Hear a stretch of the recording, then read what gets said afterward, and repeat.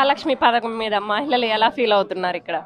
మహిళలందరూ వాళ్ళకి ఇన్ని రోజులు ఏమేమి కోరికలు ఉన్నాయో ఎక్కడెక్కడ పోవాలని అది అవసరం ఉన్నా లేకపోయినా వాళ్ళు వెళ్ళడం జరుగుతుంది. ఎందుకంటే వాళ్ళందరూ ఇదే మంచి ఎప్పుడైతే ఆ పథకం అమలు అయిందో ఇంకా బాగా ఎంజాయ్ చేస్తున్నారు. అంటే కాలేజ్కి వెళ్ళే వాళ్ళకేమో వాళ్ళ అవసరాలు తీరుతున్నాయి ఇబ్బంది లేకుండా. ఇంకా అట్లనే ఎక్కడికైనా గుడ్లకి దూర ప్రయాణం చేయాలనుకున్న వాళ్ళు కూడా ఆ గుడ్లకి యాత్రలకు కూడా పోతున్నారు.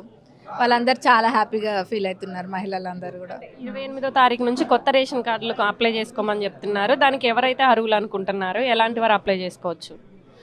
అర్హులైన వాళ్ళది అది ఆల్రెడీ మనకి ఇన్కమ్ లైన్ అనేది ఒకటి ఉంటుంది కదా, అది బిలో పావర్టీ ఉన్న వాళ్ళకి వాళ్ళు అప్లై చేసుకుంటారు కదా. అన్నీ మేము కూడా లిస్ట్ తెప్పించుకొని అన్నీ వెరిఫై చేసినాకనే అది వాళ్ళ అప్లికేషన్స్ అవన్నీ కూడా చూస్ చేయడం జరుగుతుంది.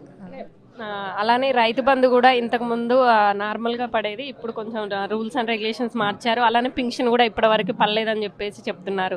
దాని మీద మీరేమనుకుంటున్నారు?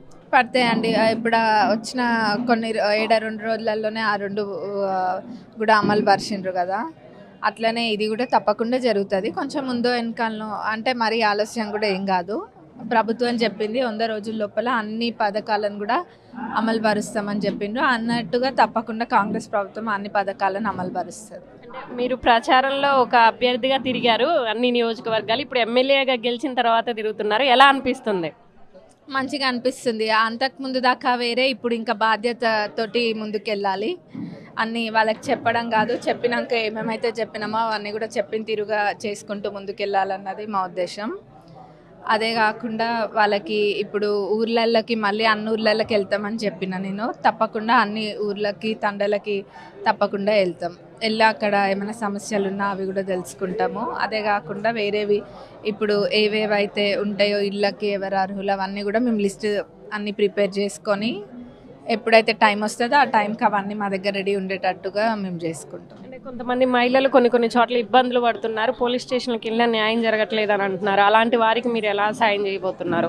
ఈ వేదిక ద్వారా నేను చెప్తున్నా, అట్లా ఎవరైనా మహిళలకు అన్యాయం జరుగుతుందని అనుకుంటే నేరుగా మీరు ఎవరు లీడర్స్ కూడా అవసరం లేదు. ఏ మహిళలకైతే అన్యాయం జరుగుతుందో వాళ్ళు మా క్యాంప్ ఆఫీస్కి వచ్చి డైరెక్ట్గా నన్ను కలవచ్చు.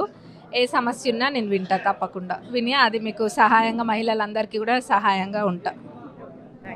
విన్నారు కదా, గెలిచిన తర్వాత మొదటిసారిగా వెలిమిడి రామాలయానికి రావడం అయితే జరిగింది. ఇక్కడ ప్రశాంతంగా ఉంది. అలానే ఇక్కడ అభివృద్ధికి తోడ్పడతాం, అలానే మేము ఏదైతే హామీలు ఇచ్చామో అవన్నీ నెరవేరుస్తాం. అలానే మహిళలు ఎవరైతే ఇబ్బంది పడుతున్నారో వాళ్ళు పోలీస్ స్టేషన్లో ఎక్కడైనా న్యాయం జరగకపోతే వితిన్ సెకండ్స్లో నా దగ్గరకు వస్తే నేను తప్పకుండా రెస్పాండ్ అవుతానని చెప్పడం అయితే జరుగుతుంది.